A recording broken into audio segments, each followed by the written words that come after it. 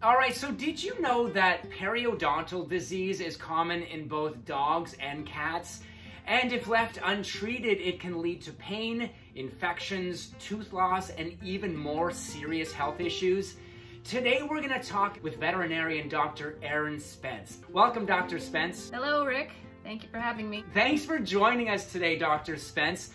I want to start at the very beginning. What exactly is periodontal disease and why is it something we have to worry about? It can sound like a bit of a scary word, but what it basically means is that you've got inflammation around the tooth. And why that's important is because that can lead to infection, tooth loss, and then eventually sometimes even can cause things like heart disease, liver issues. So it's really, really important to address these things early. Yeah, all things that pet owners do not want to hear.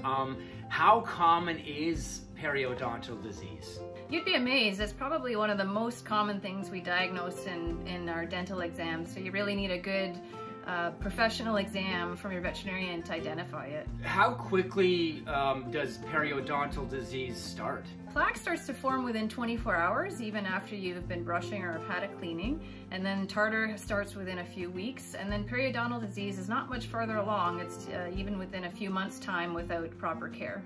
What kind of symptoms should we as pet owners be looking for? Well, the stinky breath, that's the big one. That's what most pet owners notice. Sometimes it can be really subtle too. I mean, cats in particular never complain about much, so it's harder to know about our cat pets, but sometimes they're pawing at the face, they're maybe having trouble eating, just anything at all that seems a little bit off about your pet's mouth, that definitely could be a symptom. Then, Dr. Spence, what do you recommend? Well, if you're noticing a problem with your pet, obviously the best course of action is to have your veterinarian have a really close look in their mouth with a proper exam. If they find a problem, they would usually recommend a dental procedure that would involve having your pet go under anesthesia typically, where they can do a very full oral exam, a proper cleaning, check for any dental disease, and deal with any issues that they might find.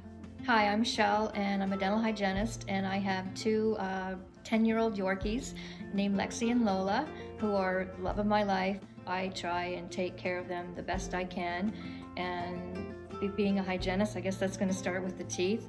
So that's why we take them every 2 years to get their teeth cleaned. So if you don't keep up with teeth cleaning, a professional teeth cleaning like with Dr. Spence, then they can have the same problem we have. Okay, so Dr. Spence, what would a visit to the vet for a dental treatment look like? And is it something a groomer can do?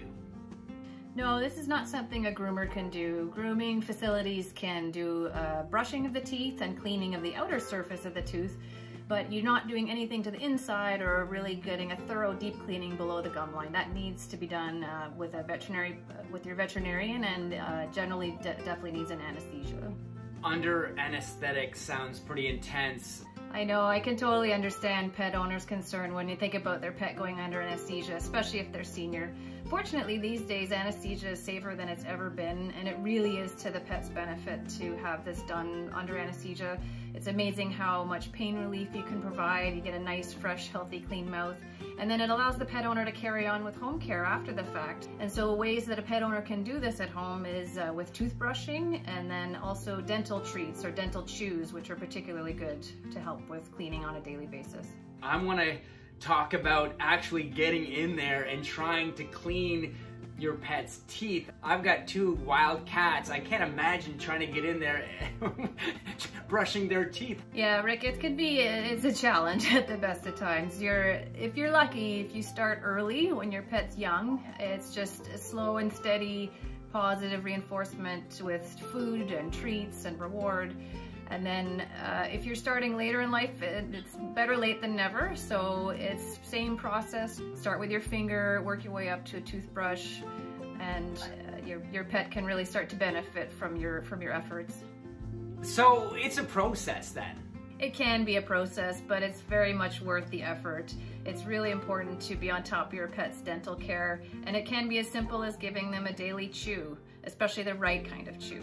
When they're not having their teeth cleaned every day, they eat the dental chews. That's their treat, actually, is their dental chews. So I'm happy with that.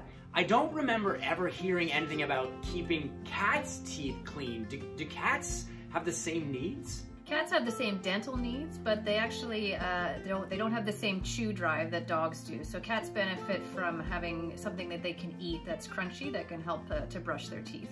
Dr. Spence, thank you so much. That was all great information. Thanks so much for joining us today. You're welcome. And if you have more questions about how to take care of your pet's teeth so they stay healthier for as long as possible, go to our website. We have more info and links that can help.